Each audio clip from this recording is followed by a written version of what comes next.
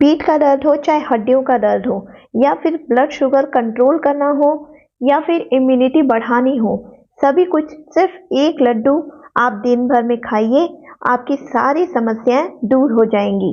इन लड्डुओं में न तो हमने चाशनी मिलाई है, न ही चीनी है, और न ही घंटों की मेहनत है। सिर्फ कुछ ही मिनटों में तैयार होने वाले ये लड्डू बहुत ही हेल्दी है।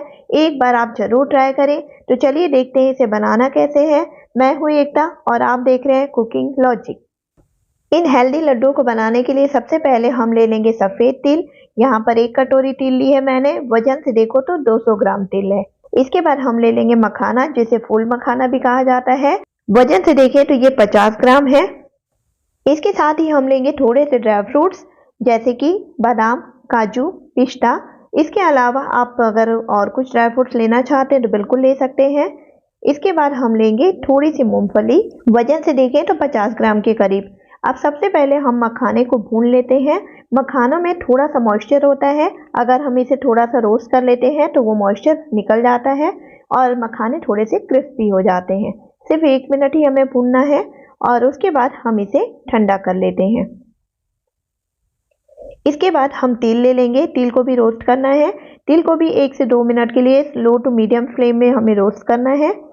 बहुत ज़्यादा रोस्ट नहीं करना, नहीं तो इसमें कड़वापन आ जाता है, पहले भी बता चुकी हूँ मैं।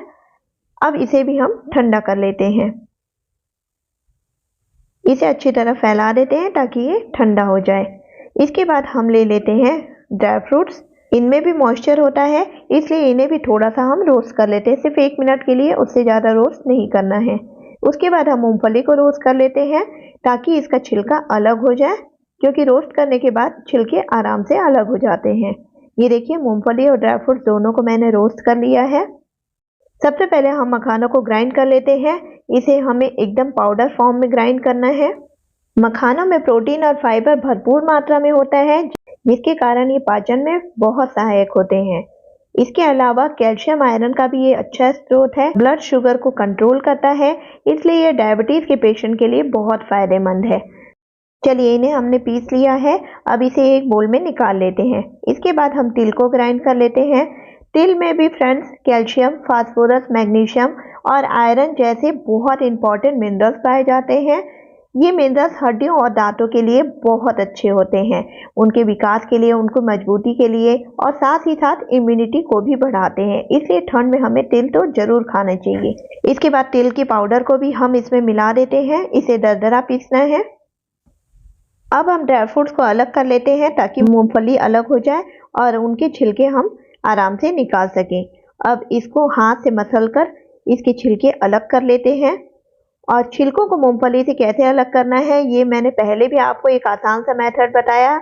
इस तरीके से आप छलनी ले लीजिए और इससे मूंगफली के छिलके बहुत आराम से अलग हो जाते हैं। ये देखिए, मूंगफली के छिलके अलग हो चुके हैं। अब मूंगफली और ड्राई फ्रूट्स दोनों को एक साथ हम ग्राइंड कर लेते हैं। क्या आप जानते हैं फ्रेंड्स, ड्राई फ्रूट्स में प्रोटीन, कैल्शियम, आयरन से लेकर सभी जरूरी पोषक तत्व पाए जाते हैं। आयुर्वेद में ड्राई फ्रूट्स को सबसे ताकतवर बताया गया है, इसलिए किसी न किसी रूप में हमें ड्राई फ्रूट्स जरूर खाने चाहिए। इसके साथ ही साथ मूंगफली भी बहुत ज़्यादा फायदा करती है, क्योंकि ये फाइबर से भरपूर होती है और इसके कारण डाइजेशन बहुत अच्छा होता है। इसे हमें बिल्कुल बारीक ग्राइंड नहीं करना है, सिर्फ 2 बार मिक्सी को पल्स मोड में चलाया और बस हो गया। क्योंकि थोड़े से मोटे मोटे पीसेस जब लड्डू में आते हैं तो लड्डू बहुत टेस्टी लगते हैं। इसके अलावा हम यहाँ पर मिला रहे हैं 50 ग्राम के करीब डेसिकेटेड कोकोनट, मतलब नारियल का बुरादा। नारियल का बुरादा अगर आपके पास है तो इसे जरूर मिलाएं, क्योंकि इससे टेस्ट में बहुत फर्क आता है। इसके साथ ही हम मिलाएंगे लड्डू को और हेल्दी बनाने के लिए थोड़ा सा सौंठ का पाउडर, जिसे जिंजर पाउडर भी कहा जाता है। ये सर्दियों के लिए बहुत अच्छा होता है।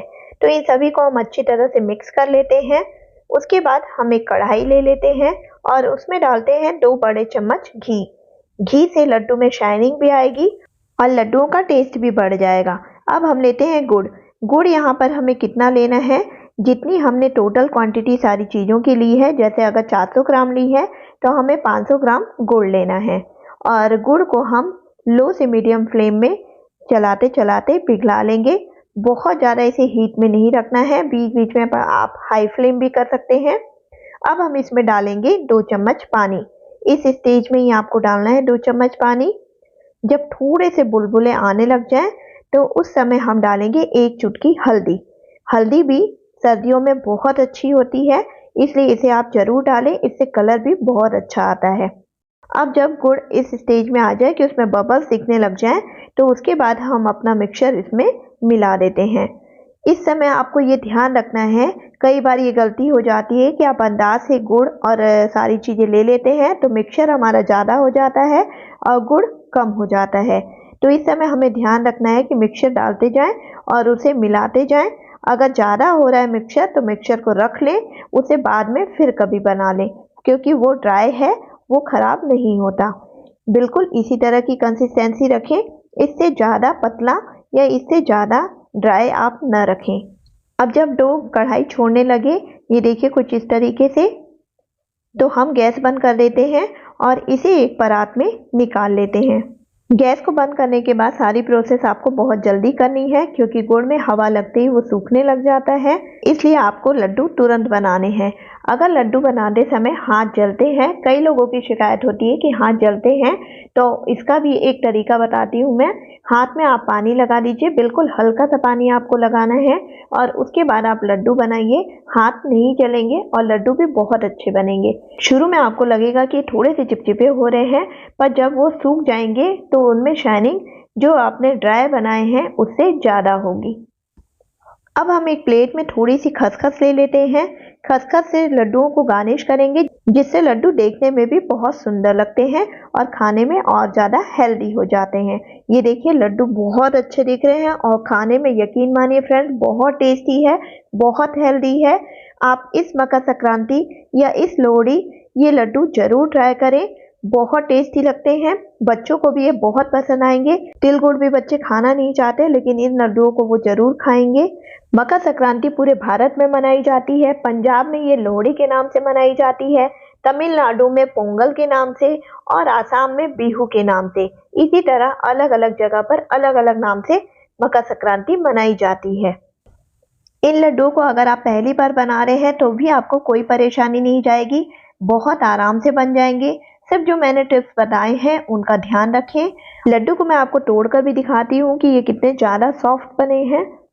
ये देखिए, कई बार तिल गुड़ के लड्डू बहुत हार्ड हो जाते हैं तो बुजुर्ग उन्हें नहीं खा पाते, लेकिन इसे वो बहुत आराम से खाएंगे। तो फ्रेंड्स, अगर आपको मेरी रेसिपी पसंद आई तो प्लीज़ इसे लाइक करें, ज़्यादा से ज़्यादा इसे शेयर करें और अगर कुछ भी समझ में ना आए तो मुझे कमेंट करें, या ये रेसिपी आपको कैसी लगी ये मुझे कमेंट कर ज़रूर बताएं। और अगर आपने अभी तक मेरे चैनल को सब्सक्राइब नहीं किया है तो जल्दी से कर लीजिए। हम मिलते हैं अगले वीडियो में एक नई रेसिपी के साथ। तब तक के लिए bye bye and take care.